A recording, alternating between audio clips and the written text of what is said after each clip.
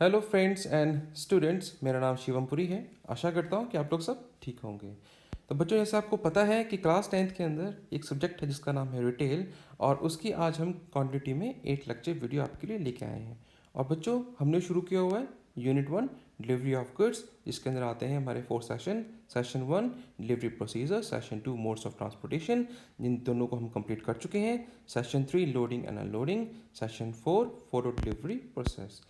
बच्चों, आपको जैसे पता है कि हमने सेशन 3 लोडिंग एंड लोडिंग हमने शुरू कर दिया है, जिसकी आज ये सेकंड वीडियो आ रही है आपके सामने। ठीक है बच्चों, और जैसे कि आप फोटो के माध्यम देख सकते हैं, बिल्कुल ठीक, यहाँ पर क्या हो रही है, लोडिंग हो रही है, सामान को ट्रक में रखा जा रहा है, बिल्कुल ठीक।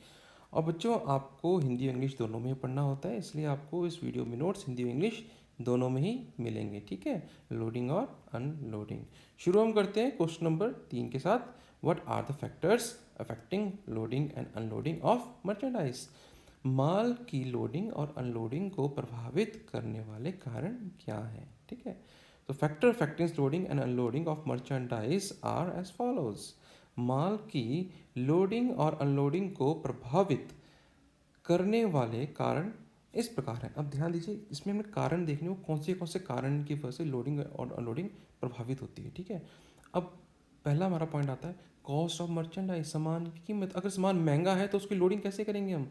अब ये देखिए, फोटो के माध्यम बताते हैं आपको हम। ये देखिए कार, ये स्पोर्ट्स कार है, बहुत महंगी है ना, देखो है ना, बहुत महंगी है। तो देखो, सिंगल सिंगल कार को लेके जाएंगे और फिर मैक्सिमम 2 कार को लेके जाएंगे हम। ठीक है, और बहुत ही आराम से, शायद टाइम भी लग जाएगा हमको उसको लोड करते टाइम पे, और बहुत इफेक्टिवली हम इसको लोड करेंगे। ठीक है, अपने डिलीवरी व्हीकल में, क्योंकि ये बहुत एक्सपेंसिव है। आप सोच सकते हो कितनी महंगी कार हो सकती है ये। मैं आपको कॉस्ट दिखाता हूँ, गूगल में मैंने सर्च किया है, आप ये देख लीजिए कि लैम्बोर्गिनी जो है, यहाँ पर देख लीजिए इनके रेट्स क्या हैं। इसकी रेट्स हैं 5 करोड़ से 6 करोड़ तक। ये कम से कम भी देखिए आप, कम से कम 2-3 लाख तक की करोड़ की कार है, करोड़्स में है ये। तो करोड़्स की जो व्हीकल, जो कार्स होंगी, आप जस्ट इमेजिन कीजिए, इट्स वेरी एक्सपेंसिव। तो उसको हम कैसे लोड करेंगे?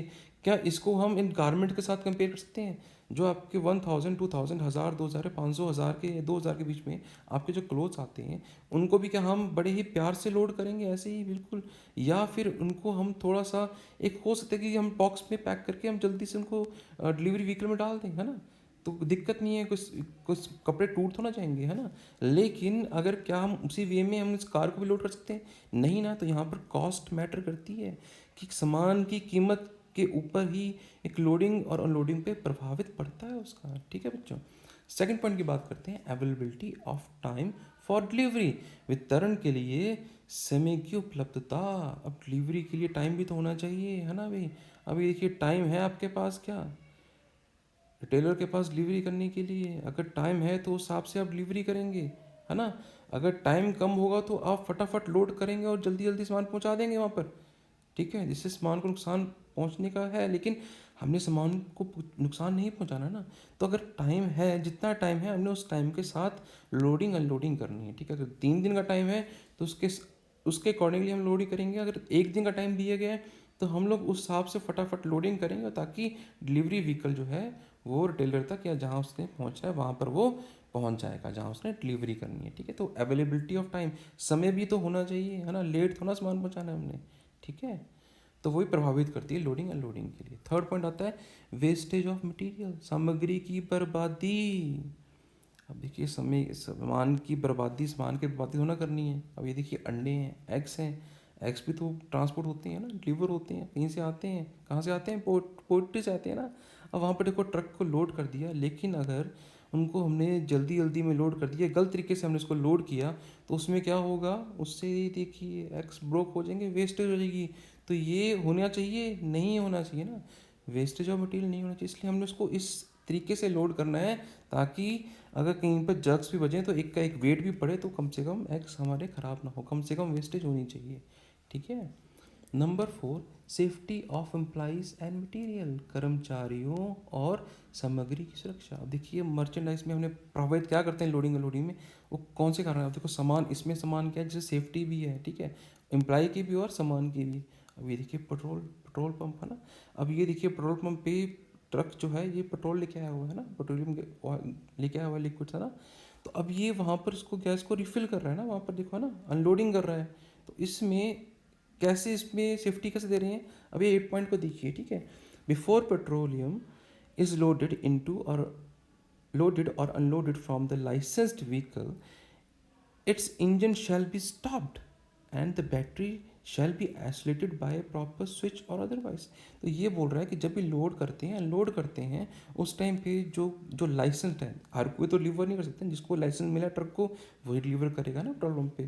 जैसे आप देख सकते हैं ना, इसको लाइसेंस मिला हुआ है सामान को ले जाने के लिए पेट्रोल को, ठीक है। तो अब इनका जो इंजन है, सामान को लोड या अनलोड करने से पहले क्या करना है, बैटरी को भी ऑफ कर देना है और इंजन भी ऑफ कर देना है, ताकि स्पार्क ना हो। सेफ्टी है ना, सामान की भी और कर्मचारी की भी। और ये मैं नहीं बोल रहा हूँ, ये देखो पेट्रोलियम रूल बोल रहे हैं 1976 का, ठीक है। तो ये रूल बना हुआ है, ठीक है। तो इसके अकॉर्डिंगली ऐसे काम करना जिससे एम्प्लॉय की सेफ्टी भी होगी और मटेरियल की भी, नहीं तो दुर्घटना घट सकती है।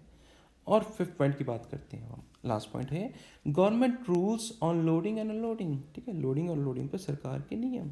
अब वही हम बात करते हैं पेट्रोल पंप की, हम पेट्रोलियम की हमने बात की हमने, यहाँ पर गवर्नमेंट के रूल्स चलते हैं ना यहाँ पर, है ना द पेट्रोलियम रूल्स 1976। अब इस गुड्स के लिए रूल क्या है, अब यहाँ देखिए 31 पॉइंट पे लिखा हुआ है prohibition of smoking, fires, lights, no person while engaging in loading unloading on transporting shall smoke और कैरी मैचेस, लाइटर्स और अदर एप्लीकेशन। अब देखो इसमें ये बोल रहे हैं कि जब भी आपने इस सामान को चढ़ाना है, उतारना है या लेके जाना है, तो उस ड्राइवर, उसके साथ जो भी पर्सन उस गाड़ी में है, उनके पास कोई माचिस नहीं होनी चाहिए, कोई लाइटर नहीं होना चाहिए, या ऐसा कोई सामान नहीं होना चाहिए जिससे आग लग सके, ठीक है। तो ये गवर्नमेंट के रूल्स हैं ये, ठीक है बच्चों।